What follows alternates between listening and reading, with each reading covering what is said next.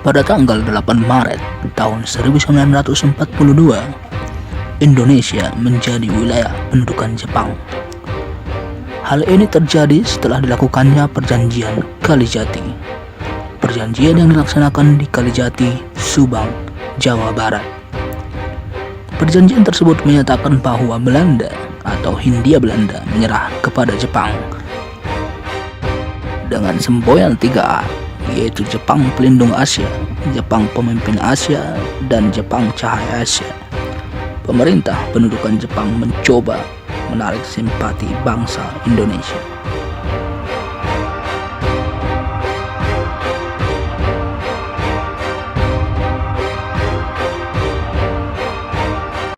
Namun, kejayaan Jepang di Asia tidak bertahan lama. Pihak sekutu yang terdiri dari Inggris, Amerika Serikat, dan Belanda melakukan serangan balasan.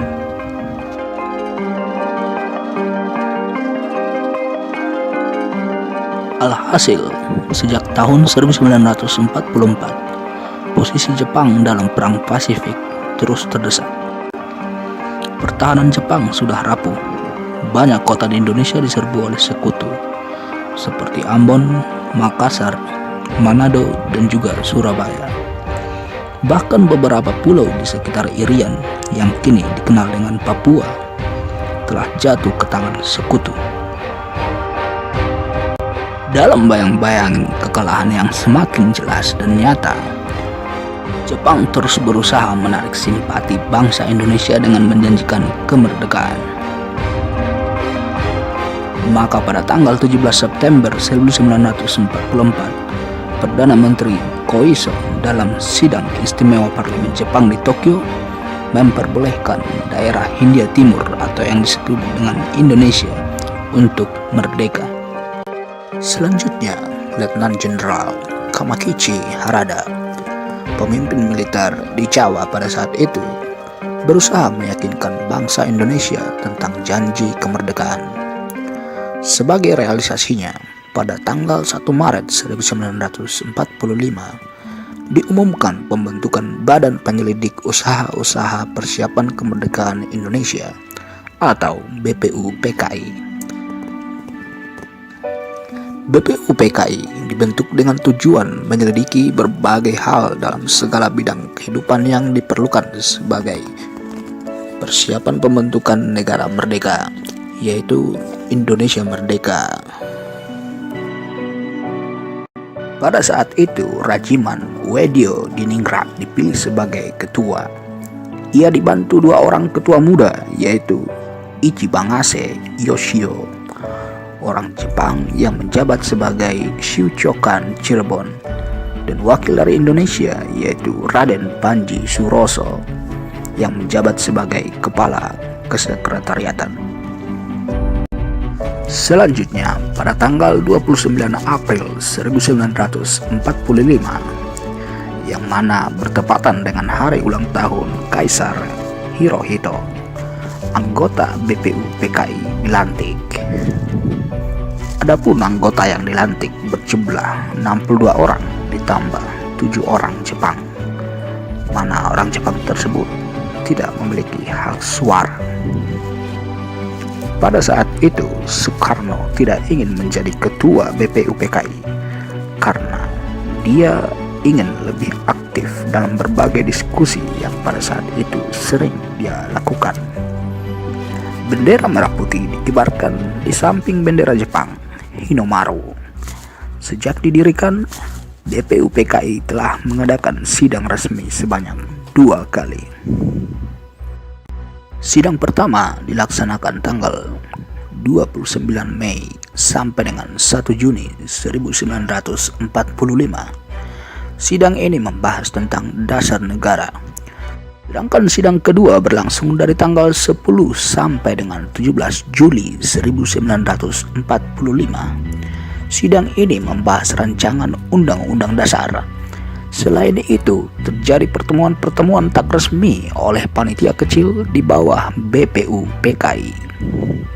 Sidang pertama yang dilakukan oleh BPUPKI dilaksanakan di gedung Chuo Sange Inn, Jalan Pejambon 6, Jakarta, yang kini dikenal sebagai Gedung Pancasila dan menjadi bagian dari kompleks bangunan Kementerian Luar Negeri Republik Indonesia.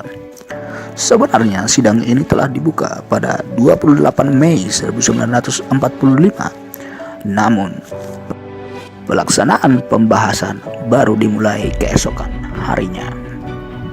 KRT Rajiman Wedyo Diningrat selaku ketua sidang menyatakan perlunya suatu dasar negara.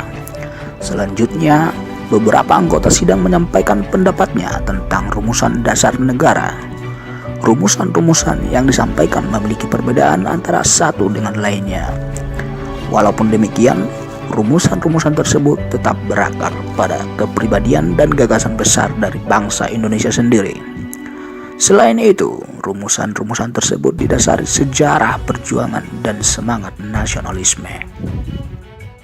Kemudian setelah itu, Muhammad Yamin, Supomo, dan Soekarno mengajukan rumusannya tentang dasar negara. 3 rumusan dasar negara disampaikan secara berurutan.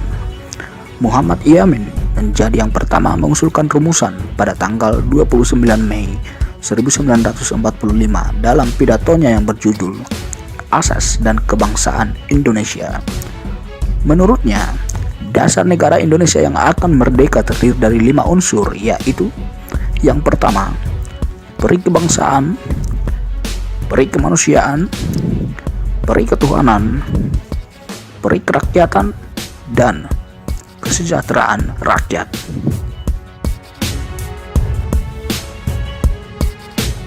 Rumusannya tersebut kemudian disampaikan secara tertulis dalam rancangan pembukaan Undang-Undang Dasar Negara Republik Indonesia.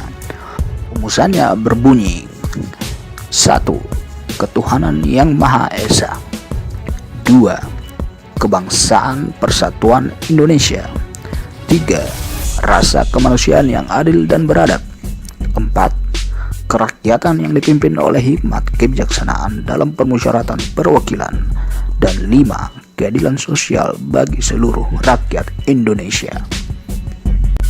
Selanjutnya, pada tanggal 31 Mei 1945, Supomo menyampaikan pidatonya tentang dasar negara. Ia mengatakan bahwa negara Indonesia yang merdeka harus mempersatukan diri dengan segala lapisan masyarakat. Menurutnya, ada 5 unsur yang menjadi dasar negara, yaitu persatuan, kekeluargaan, keseimbangan lahir dan batin, keadilan rakyat, dan musyawarah.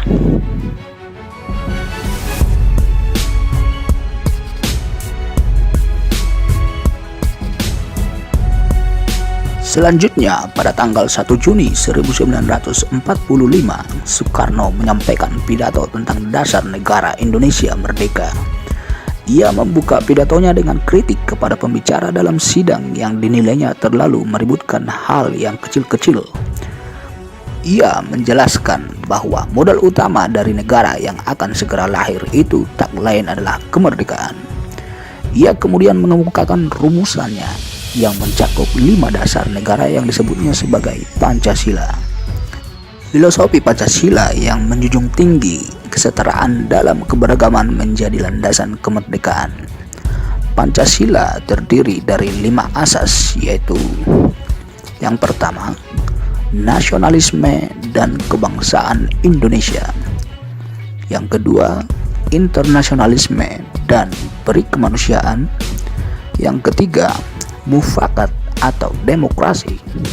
Yang keempat, kesejahteraan sosial. Dan yang kelima, ketuhanan yang Maha Esa. Rumusan dasar negara atau Pancasila yang dikemukakan Soekarno menginspirasi para pendiri bangsa dalam sidang-sidang berikutnya tentang dasar negara. Untuk mengenang pidato Soekarno tersebut, maka setiap tanggal 1 Juni itu diperingati sebagai hari lahir Pancasila. Ringkasan dari Pancasila disebut Trisila yang isinya yaitu sebagai berikut. Yang pertama, sosio-nasionalisme. Yang kedua, sosio-demokrasi. Yang ketiga, ketuhanan. Menurut Soekarno, Trisila tersebut jika diperas lagi menjadi Ekasila, yaitu gotong royong. Prinsip Ekasila adalah mendirikan negara gotong royong. Artinya, satu untuk semua, semua untuk satu, dan semua untuk semua.